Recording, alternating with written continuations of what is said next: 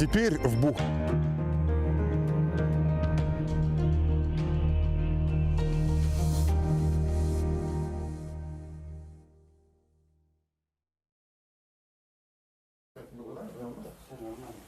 Все, Турдунус?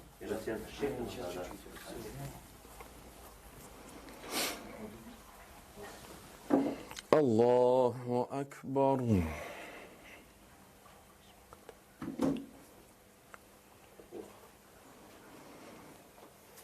Аллаху Акбар. Аллаху Акбар. Allahu Ekber.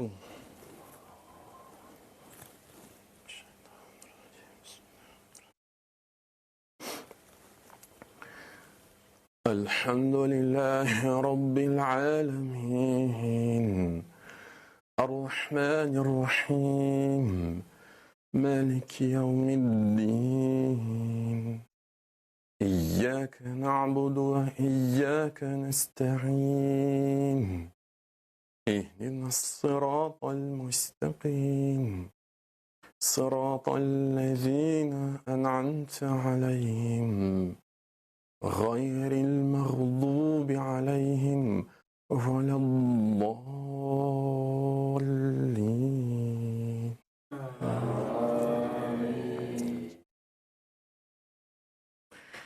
قاف والقرآن المجيد بل عجبوا أن جاءهم منذر منهم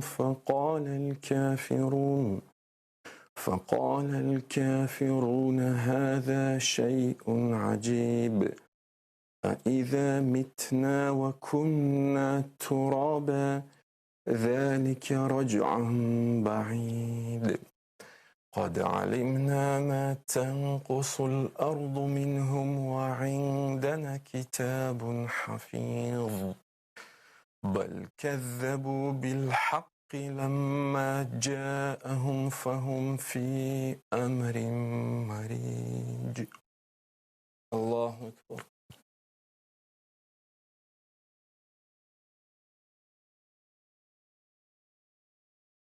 سمع الله لمن حمده الله أكبر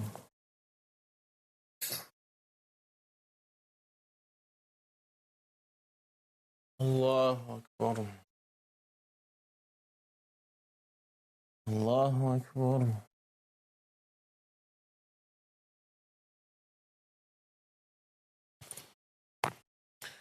الله أكبر الحمد لله رب العالمين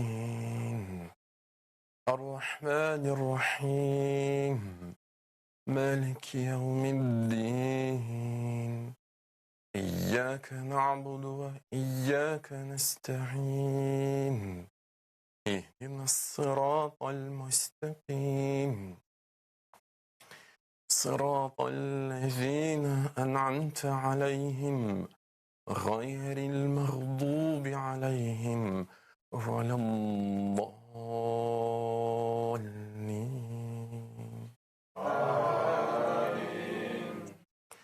أفلم ينظروا إلى السماء فوقهم كيف بنيناها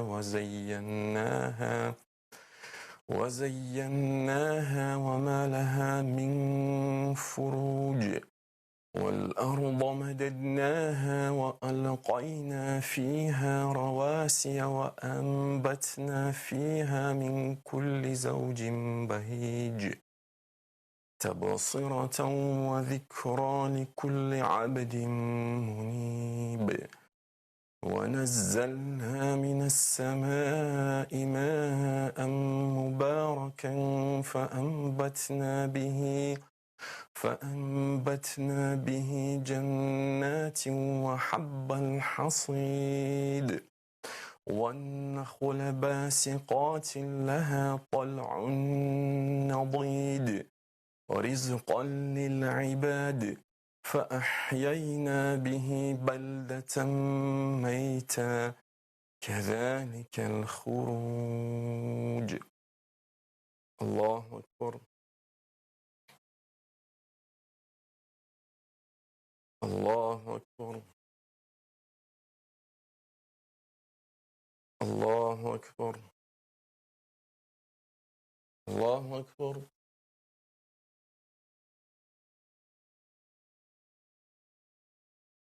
سمع الله لمن حمده. الله أكبر.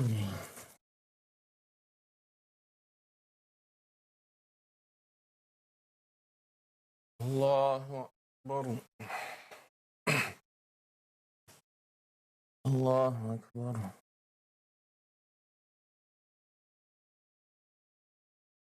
الله أكبر.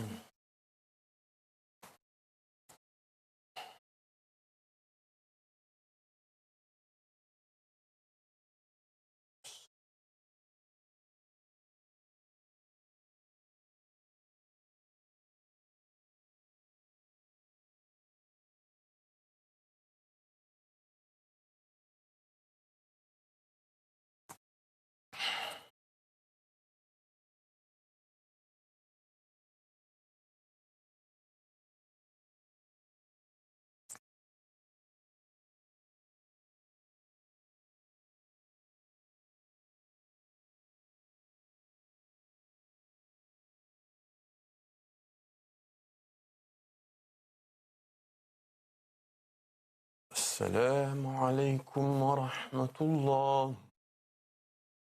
السلام عليكم ورحمة الله.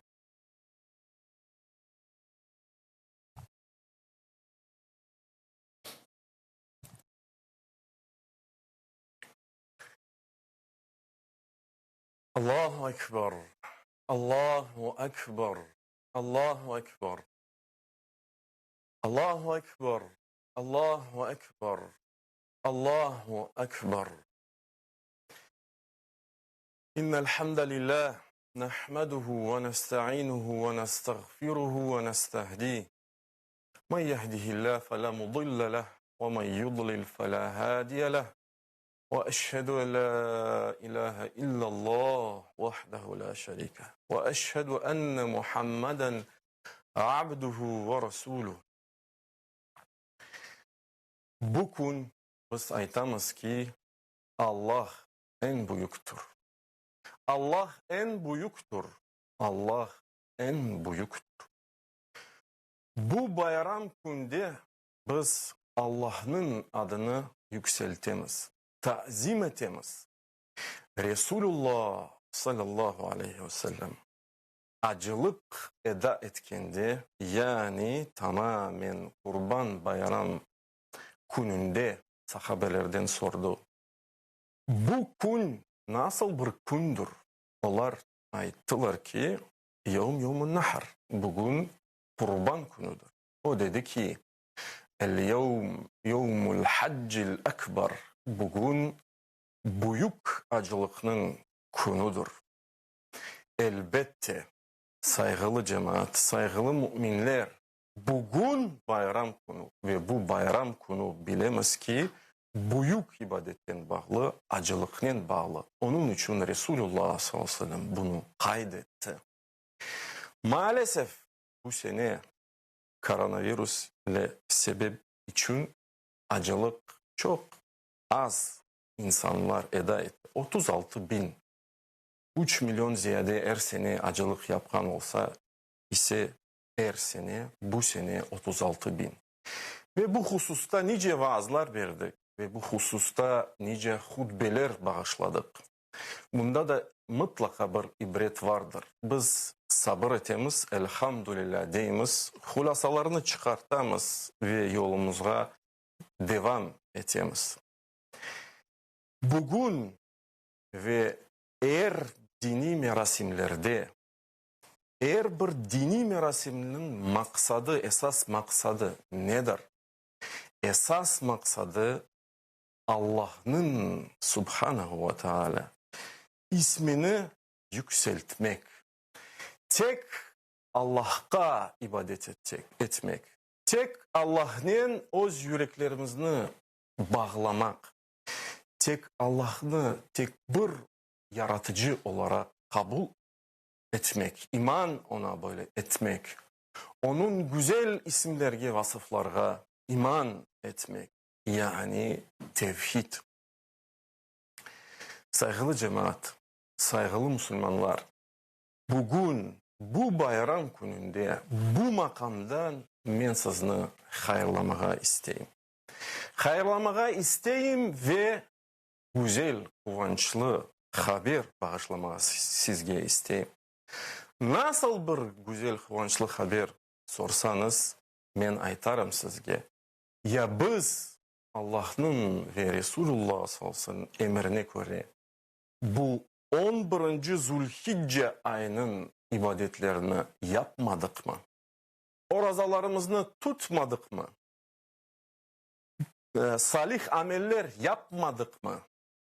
İnşallah yaptık ve inşallah yapacağız.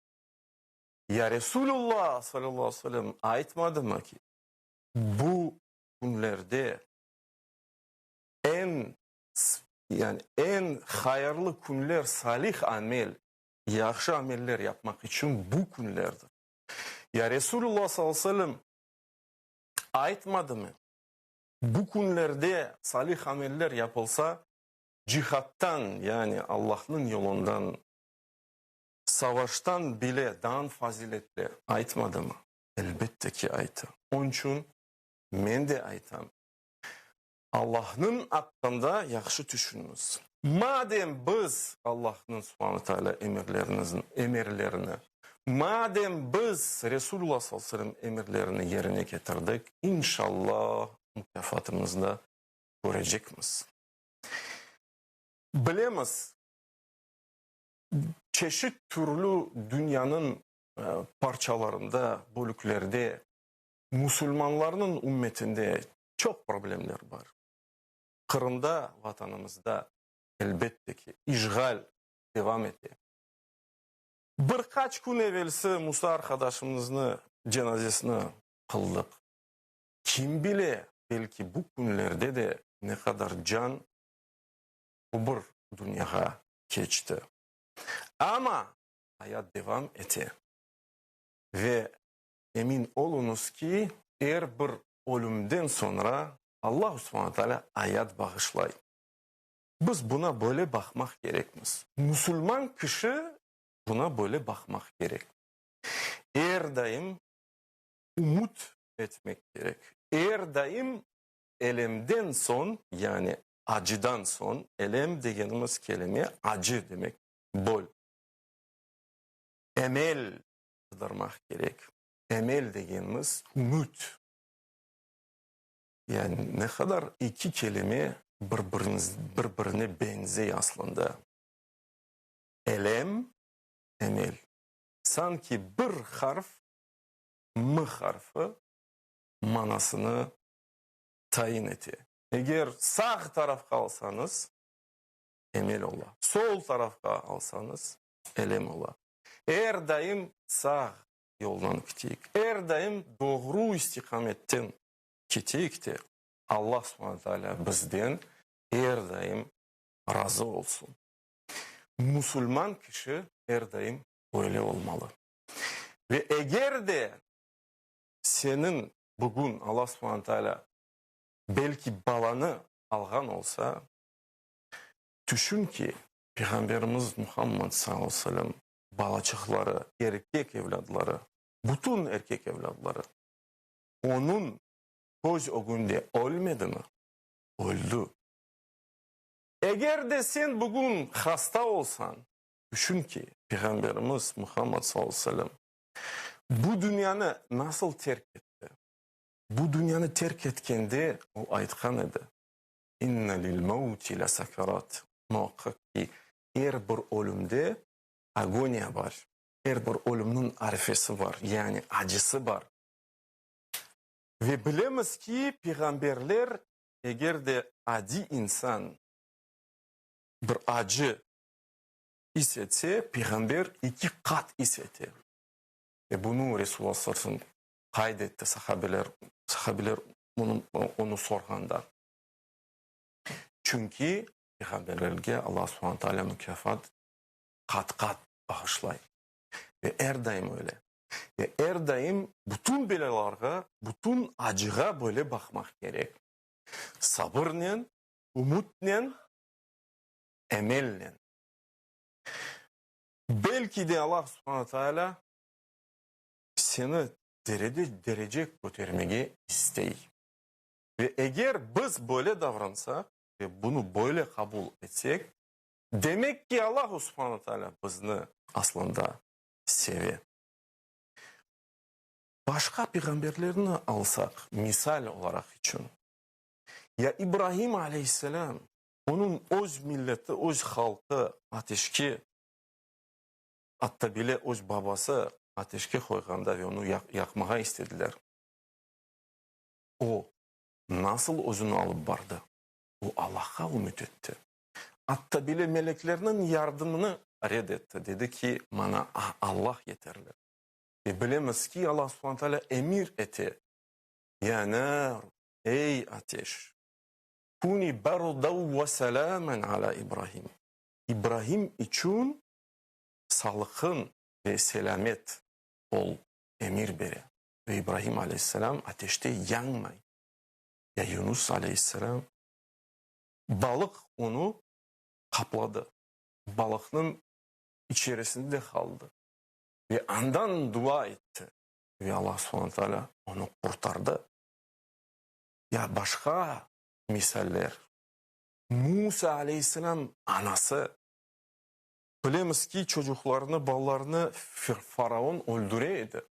Ve o korkaydı o evladına onu da öldürürler deyip ve Allah subhanahu teala ona ilham etti. De ki taşla onu nehirge. Ve o taşlay. Düşününüz ki nasıl bir ana o ufacık balasını taşlayacak o zengin nehirge. Ama o ilham aldı Allah'tan subhanahu teala. O is etti bu emirini.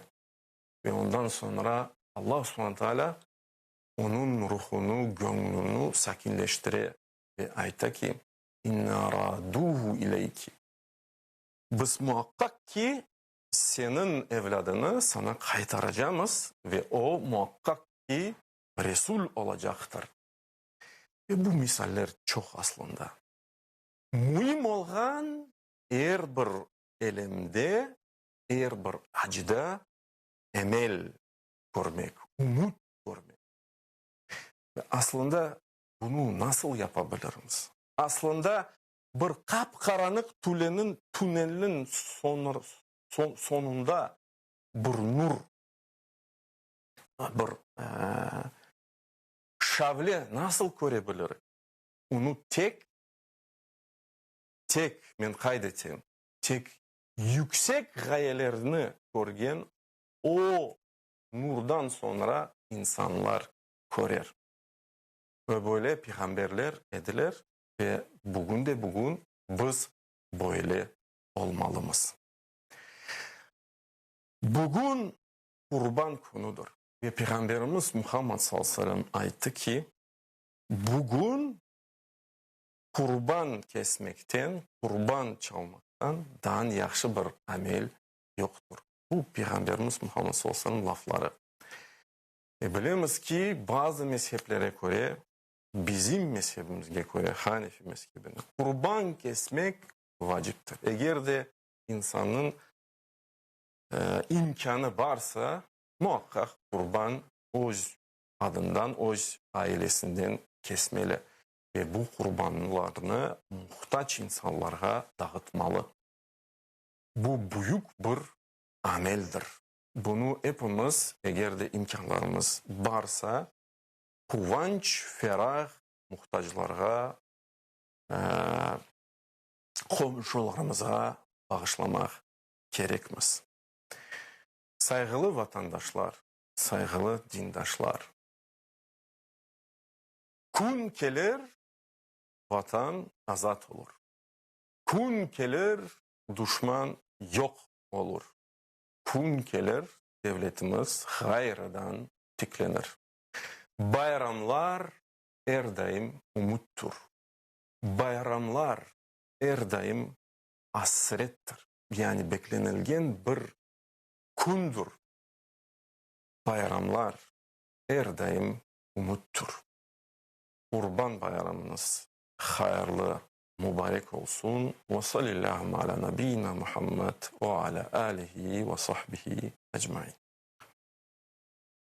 Birbirinizini hayırlamağa mümkün endi. Hayırlı bayram. Hayır. Allah hayırlı olsun. Cümleniz ki.